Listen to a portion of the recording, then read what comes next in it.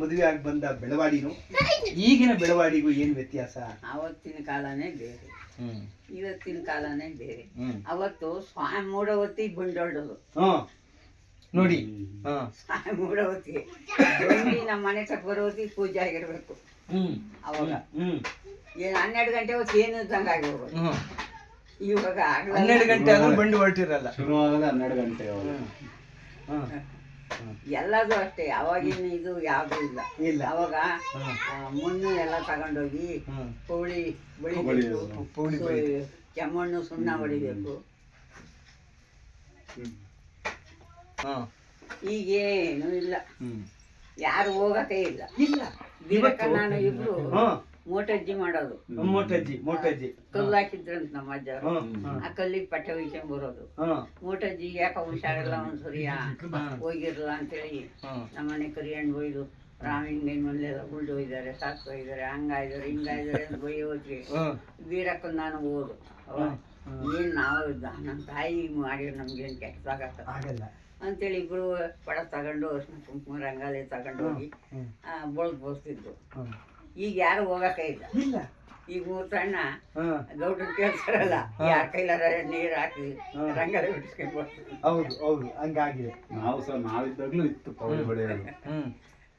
ಈಗ ಕಾಂಪೌಂಡ್ ಆದ್ಮೇಲೆ ಅದಕ್ಕೆ ನೀರ್ ಹಾಕಿ ತೊಳೆದ್ಬಿಟ್ಟು ಅರ್ಶಿನ ಕುಂಕುಮ ಇಟ್ಬಿಟ್ಟು ಕೆಳಗೆ ಅದಕ್ಕೆ ಕಾಂಪೌಂಡ್ಗೆ ಆತರ ಪೌಳಿ ಬಳಿದ್ರೆ ತುಂಬಾ ಚೆನ್ನಾಗಿ ಕಾಣಿಸುತ್ತೆ. ಹೌದು ಈಗ ಮಾಡ್ತೀವಿ, ಅವಾಗ ಹಂಗ್ ಮಾಡ್ತಾ ಇದ್ವಿ.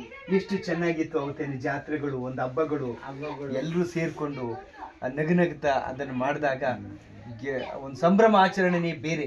ಆದ್ರೆ ಇವತ್ತು ಯಾಂತ್ರಿಕವಾಗಿದೆ. ಅವತ್ತಿನ ಕಾಲದಲ್ಲಿ ನೆಂಟರು ಇಷ್ಟು ತುಂಬಾ ಮನೆಗೆ 2-3 ದಿವಸ ಇರೋರು, ಮಕ್ಕಳು. ಅಷ್ಟೆಲ್ಲ ಜನ ಹೆಂಗೆ ಸುಧಾರಿಸಿದ್ರು. ಇವತ್ತು ಇಷ್ಟು ದೊಡ್ಡ ಮನೆ ಆದ್ರೆ ಈಗ ಸಾಕಾಗ್ತದೆ. ಅವತ್ತು ಸಾಕು ಅಂದವನೇ ಸಾವುಕಾರ, ಬೇಕು ಅಂದವನೇ ಬಡವ ಅನ್ನುವಂಥ ಕಾಲಕ್ಕೆ ನಾವು ಬಂದಿದ್ದೀವಿ. ಅಂದ್ರೆ ಅಷ್ಟು ಮಕ್ಕಳುಗಳನ್ನ, ಅವ್ರಿಗೂ ಮಕ್ಕಳುಗಳನ್ನ, ಎಂತ ಒಂದು ಸಂಘಟನಾ ಚತುರತೆ ಇವರಲ್ಲಿ. ನಮ್ಮನೆವು 4-5 ಮಕ್ಕಳು, ಅವರು 2, 3, 4, 3 4 ಜನ ಸೇರ್ಕೊಂಡ್ಬಿಟ್ಟು ಮನೆ ತುಂಬ ಹೆಂಗ್ ನಿಭಾಯಿಸೋರು 3 ದಿನ ನಿಭಾಯಿಸ್ಬೇಕಲ್ಲ. ಆಮೇಲೆ ಎಲ್ಲಾ ವ್ಯವಸ್ಥೆಯಿಂದಲೂ ಸಹ ಇದು ಇವಾಗಲಾದ್ರೂ ಸಹ ಮನೆಗೂ ಶೌಚಾಲಯ ಇದೆ, ನೀರಿನ ವ್ಯವಸ್ಥೆ ಇದೆ, ಎಲ್ಲ ಇದೆ. ಅವಾಗ ಅವೆಲ್ಲ ಇಲ್ಲ, ಬಯಲು ಶೌಚಗಳಿತ್ತು.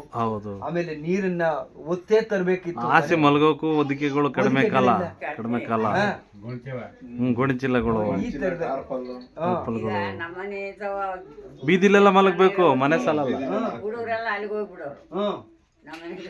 ಗಂಡಸ್ರೆಲ್ಲ ಅಲ್ಲಿ ಉಪ್ಪರಿಗೆ ಹತ್ರ.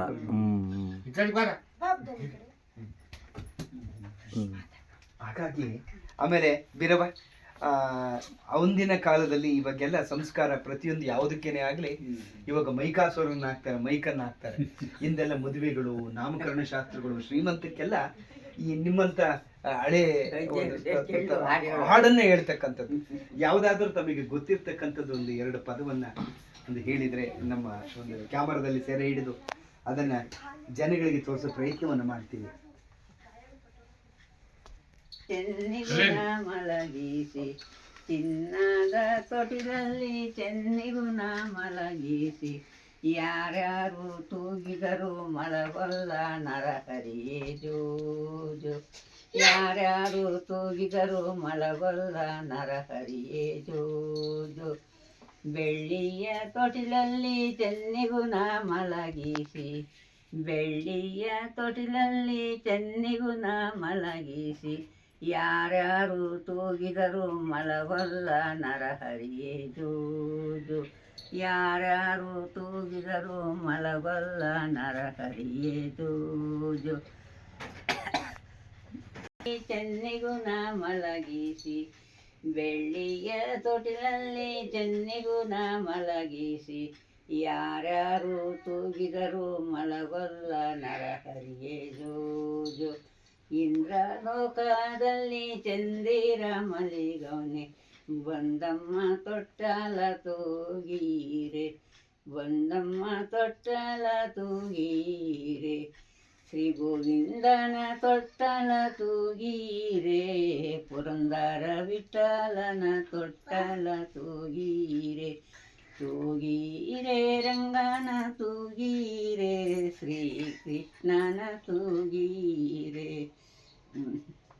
ದಲ್ಲಾಣಿದೀರೆಯ ಮೈಯೆಲ್ಲ ರಾಮರಹಿತವು ಮೈಯೆಲ್ಲ ರಾಮರಹಿತವು ಮೈಯೆಲ್ಲ ರಾಮ ರೈತರತಿ ಗುಡ್ಡೆ ವಾರೇಲಾಡಾತಿದ್ದೆ ಹುಲಿ ಬೇಟೆ ವಾರೇಲಾಡಾತಿದ್ದೆ ಹುಲಿ ಬೇಟೆ